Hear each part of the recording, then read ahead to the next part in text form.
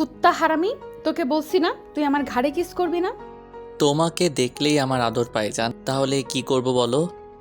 তাই বলি সবসময় এরকম দুষ্টুমি করতেই থাকবি? তুমি আমার 10টা না 5টা না একটা মাত্র বউ, তাহলে তোমার সাথে রোমান্স না করলে কার সাথে করব কলিজা?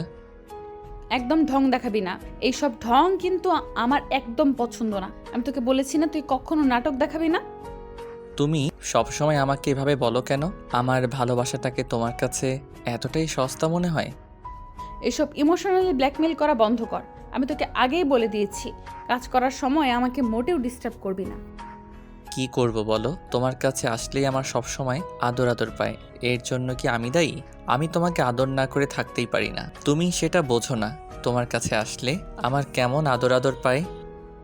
হ্যাঁ, তুই যে একটা লুচু আমি সেটা জানি। সব সময় এভাবে আমাকে যেখানে সেখানে স্পর্শ করিস। তাতে তোমার আদর পেতে ইচ্ছে করে? আসলে তুই একটা লুচু। লুচু না হলে এসব উল্টাপাল্টা কথা বলতে পারতি না। তোকে বলছি না কখনো এসব কথা বলবি না তুই। আরে বাবা, তুমি তো আমার কিউট রোমান্টিক বউ। এত রাগ করো কেন জান? একটু আদর করি তোমাকে শোনাবো। একদম না, তোকে বলছি না এইসব নাটক আমার সামনে এসে করবি না সব সময়।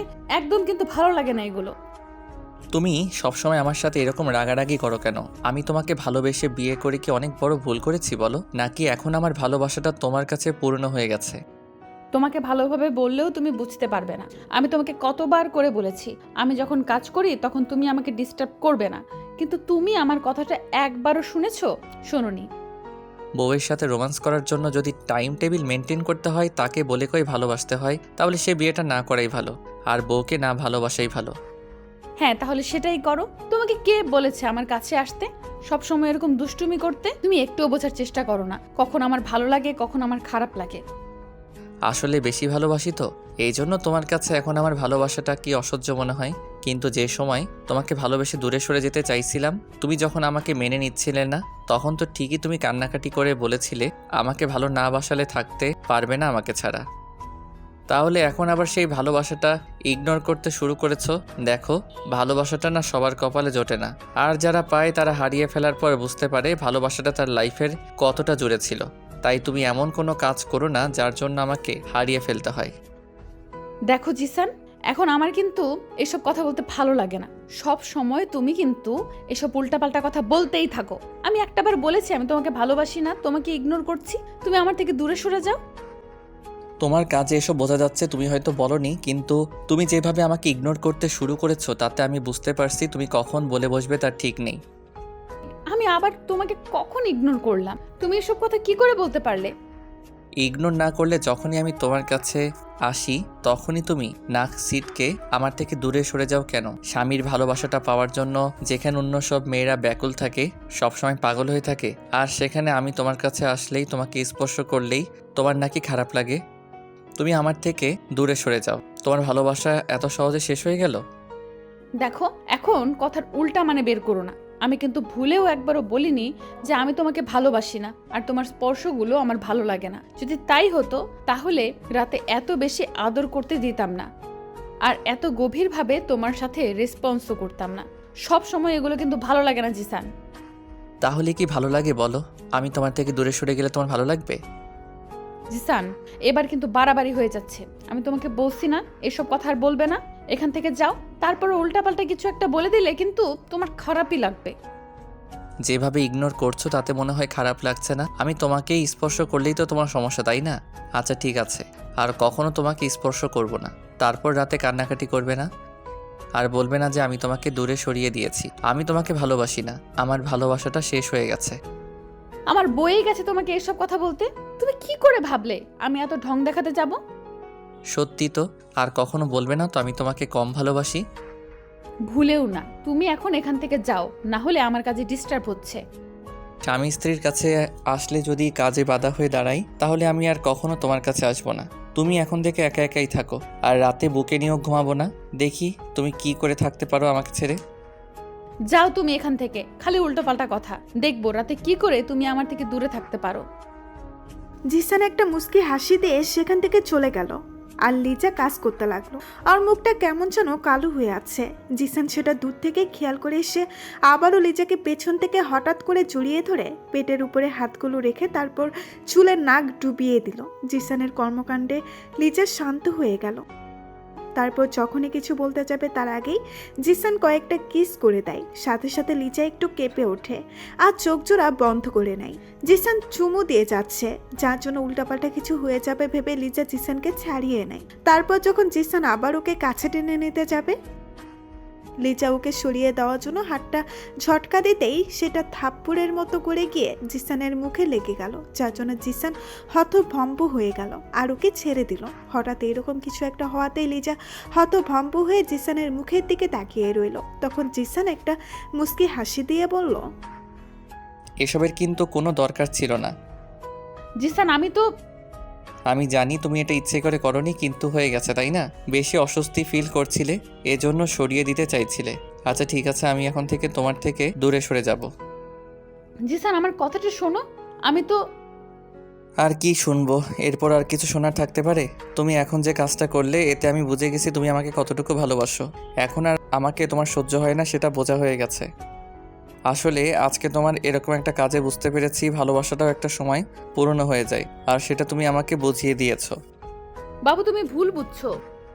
তুমি বুঝতে পারোনি তাই তো, আর বুঝতে হবে না। তবে একটা কথা কি জানো তো, আমি ভেবেছিলাম তুমি কোনো কারণে রাগ করে আছো আমার উপর, তাই রাগটা ভাঙানোর জন্য এভাবে জোরপূর্বক নিজের কাছে টেনে নিতে চেয়েছিলাম। কিন্তু তুমি যে এতটা বিরক্ত আমার প্রতি সেটা বুঝতে পারিনি। আচ্ছা ঠিক আছে, আমি আর কখনো তোমাকে এভাবে ডিস্টার্ব করব না, তাহলেই তো তুমি হ্যাপি থাকতে পারবে। জিসান কথাটা বলে চলে যেতে গেলেই লিজা ওর একটা হাত ধরল। তখন জিসান হাতটা ছাড়িয়ে নিয়ে বলতে লাগলো, তোমার কোনো অধিকার নেই আমার হাতটা ধরার। কথাটা বলে জিসান রুমে চলে গেল।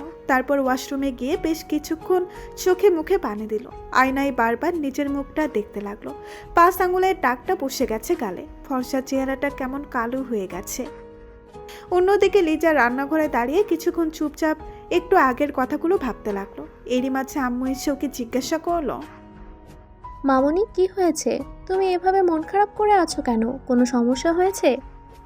আম্মু এমনিতে আসলে বাসার কথা মনে পড়ছিল এজন্য। বাসার কথা মনে পড়লে বাসা থেকে ঘুরে আসো, তারপরে এরকম মন খারাপ করে থেকো না।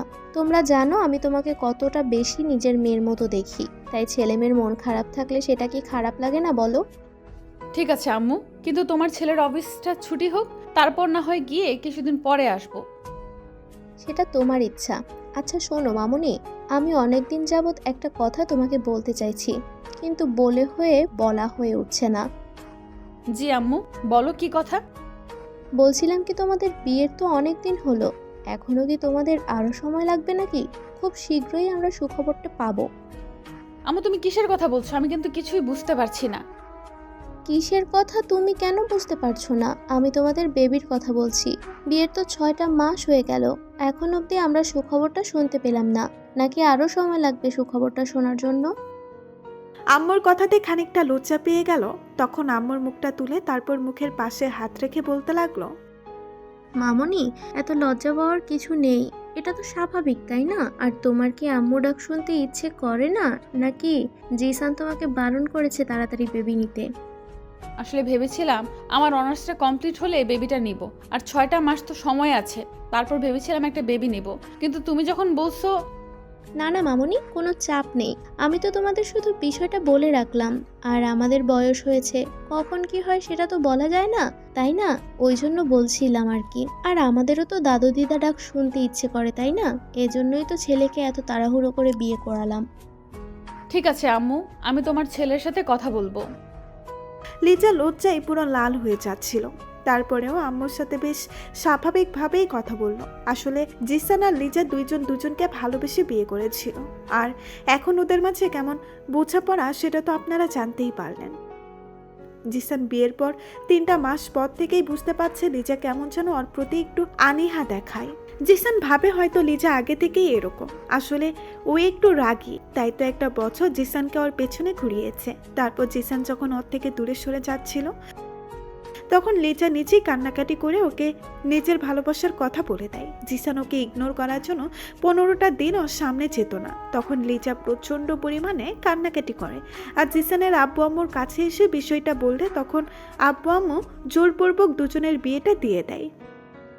হয়তো দুপরিবারের সম্মতি ছিল, কিন্তু জিসান প্রথমে বিয়েটা করতে চাইছিল না। জিসান আর কিছুদিন কষ্ট দিতে চাইছিল, তারপর আব্বু আম্মু ওকে অনেক বোঝায়। আর জিসান বিয়ের প্রথম রাতে সেদিন লিজাকে বলেছিল ওকে মেনে নিবে না। তখন লিজা জিসানের পা জড়িয়ে ধরে অনেক কান্না করলে জিসান ওকে বুকে জড়িয়ে নিয়েছিল আর বলেছিল ওকে কষ্ট দেওয়ার জন্য এমনটা করেছে। তো লিজা রান্না শেষ হয়ে গেলে রুমে গিয়ে দেখে জিসান কপালের উপরে হাত রেখে বসে আছে। তখন লিজা কিছুক্ষণ জিসানের মুখের দিকে তাকিয়ে রইল। জিসান জানে লিজা কখনো ওকে ইগনোরটা সহ্য করতে পারে না, তাই জিসান জিজ্ঞাসা করলো, কি হলো, তুমি আমাকে কিছু বলবে? জিসান আমি তখন তোমার রান্না হয়েছে? আমার খুব খিদে পেয়েছে। জিসান এসব কথাগুলো এড়িয়ে যাওয়ার জন্য এমনটা বলল। লিজা অসহায়ভাবে ওর দিকে তাকিয়ে রইল। জিসান কিছু না বলে গিয়ে ফ্রেশ হয়ে তারপর খেতে আসলো। দেখলো আব্বু আম্মু বসে আছে। জিসান খাবার খেয়ে এসে বিছানার একপাশে শুয়ে পড়ে, আর লিজা এসে কিছুক্ষণ মুখের দিকে তাকিয়ে রইল। তখন লিজা ভাবলো জিসানকে পেছন থেকে জড়িয়ে ধরলে হয়তো ওর রাগটা কমতে পারে, তাই যেই ভাবা সেই কাজ। ও জিসানের পাশে শুয়ে ওকে পেছন থেকে জড়িয়ে ধরে, সাথে সাথে জিসান এক ঝটকায় নিজেকে ছাড়িয়ে নিল আর বলতে লাগলো, ঢং দেখিও না তো, এসব আমার পছন্দ না। বাবু তুমি আমার উপর রাগ করে আছো, আমি বুঝতে পারছি তখনকার বিষয়টা একটু বাড়াবাড়ি হয়ে গেছে, কিন্তু দেখো আমি তো ইচ্ছে করে করিনি এটা, তুমি কেন? দেখো আমি বুঝতে পেরেছি তুমি ইচ্ছা করে করনি। এসব কথা বলতে হবে না, ঘুমিয়ে পড়ো। কালকে সকালে আমার অফিস আছে, ডিস্টার্ব করো না আমাকে। তোমার বুকে আমি মাথা না রাখলে আমার ঘুম আসে না, তুমি জানো না?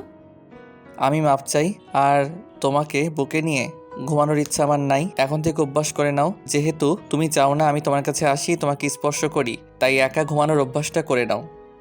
বাবু এমন করে বলিও না, আমার খুব কষ্ট হয়। তোমার কষ্ট হলে ডক্টরের কাছে যাও, আমি তো বলিনি তোমাকে কষ্টে থাকতে। আর তোমার যা ইচ্ছা তুমি তাই করো, কিন্তু আমাকে এসব বিষয়ে কোনো কথা বলতে আসবে না। জিসানের কথায় লিজা বুঝতে পারছে ও কতটা রেগে আছে। আর লিজা জিসানের ইগনোরটা একটুও নিতে পারে না। যতটা রাগই হোক, তারপরেও জিসানের কাছে আসলেই ও প্রথমে রাগ দেখালেও পরবর্তীতে আবার একদম শান্ত হয়ে যায়। এবার লিজা হঠাৎ করে ফুপিয়ে উঠতে লাগলো। তখন জিসান বলতে লাগলো, একদম নাটক করবে না, হয় রুম থেকে বেরিয়ে যাও, আর না হলে আমাকে ঘুমাতে দাও। আমি না বুঝে এত বড় অন্যায় করে ফেলেছি, তারপরও রাগ করে আছো? আমি তো বললাম কাজটা করতে চাইনি, কিন্তু অনিচ্ছাকৃত হয়ে গেছে। তুমি কেন এইভাবে আমার সাথে রাগারাগি করছো? রাগ অভিমান আমার অনেক আগে ধুয়ে মুছে গেছে। যদি তাই না হতো তাহলে তোমাকে বিয়ে করার মতো ভুলটা আমি করতাম না। তুমি আমাকে এমনভাবে বলতে পারলে? আমি কি একটাবারও বলেছি আমি তোমাকে ভালোবাসি না আর তোমাকে দূরে সরিয়ে দেওয়ার জন্য কষ্ট দিয়েছি?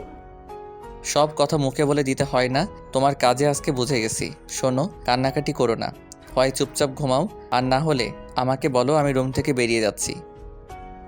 জিসানের কথায় লিজা কিছুক্ষণ ফুপাতে লাগলো। তারপর জিসান চুপ করে আছে, তাই লিজা উপায় না পেয়ে জিসানের পাগুলো জড়িয়ে ধরলো আর ওর পায়ের সাথে কপালটা ঠেকিয়ে কান্না করতে লাগলো। সাথে সাথে জিসান উঠে বসে বলে, পাগল হয়ে গেছো তুমি? কী সব উল্টাপাল্টা কাজ করছো? বলেছি না কখনো আমার পায়ে হাত দিবে না। ভুল করেছি তোমার সাথে ওরকম একটা মিসবিহেভ করে, তার জন্য ক্ষমা চাইছি। প্লিজ আমাকে মাফ করে দাও, তারপরও এরকম ইগনোর করো না।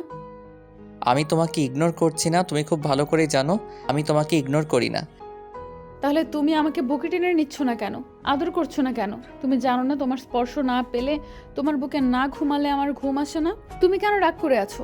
জানো না আমি তোমাকে কতটা ভালোবাসি, তারপরও এভাবে কষ্ট দাও কেন?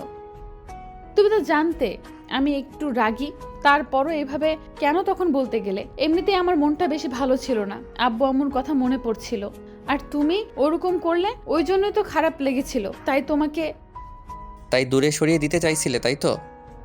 তুমি যদি এখনো রাগ করে থাকো তাহলে আমি কিন্তু সত্যিই মরে যাব। তোমার কষ্ট দেওয়া কষ্টটা আমি সহ্য করতে পারি না, তুমি সেটা জানো না? প্লিজ আমাকে এভাবে কষ্ট দিও না, আমি কিন্তু তাহলে সত্যিই মরে যাব।